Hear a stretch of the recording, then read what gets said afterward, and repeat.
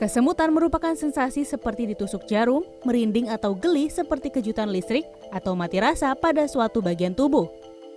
Kesemutan biasa terjadi di bagian kaki, tangan, pundak atau bagian tubuh lainnya. Dalam bidang medis, hal ini disebut juga parestesia. Kesemutan ini sering dianggap wajar dan sepele oleh sebagian masyarakat. Paling aku taunya in general kelamaan duduk atau mungkin kelamaan di satu posisi, paling kayak gitu doang sih taunya. Pernah sih, biasa di bagian kaki, pinggul biasanya.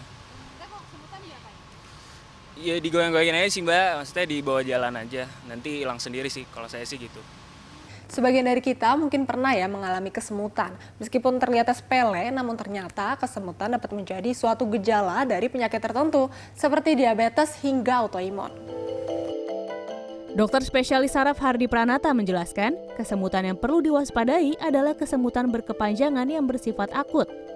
Kesemutan ini muncul secara tiba-tiba yang disertai gejala lain, seperti kelumpuhan hingga penurunan daya ingat. Ia menyarankan agar segera konsultasi ke dokter guna mendapatkan pemeriksaan dan penanganan yang tepat. Ada kesemutan, kemudian disertai kelumpuhan pada kedua kaki, kita harus waspada bahwa itu penyakit sindroma Guillain-Barré, dan itu juga berbahaya karena kelumpuhan itu bisa merambat naik ke atas, kelumpuhan dari tungkai, kelumpuhan tangan, dan diagnosanya harus segera.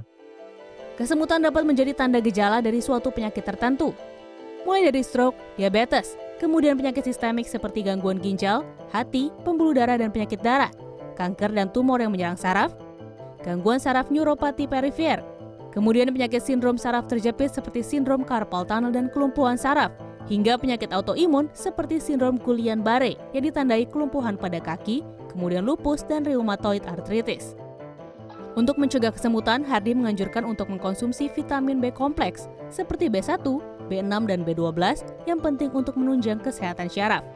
Selain itu, ia juga menyarankan sejumlah cara yang dapat dilakukan saat mengalami kesemutan. Mulai dari menghilangkan tekanan pada bagian tubuh yang mengalami kesemutan dengan mengubah posisi tubuh, kemudian menggerakkan bagian tubuh, melakukan peregangan hingga pijat ringan. Hal ini agar memastikan saraf tidak terlalu tertekan dan aliran darah dapat kembali mengalir ke seluruh tubuh. Syifa Hanifah, Kurnia Yuniarwan, Jakarta.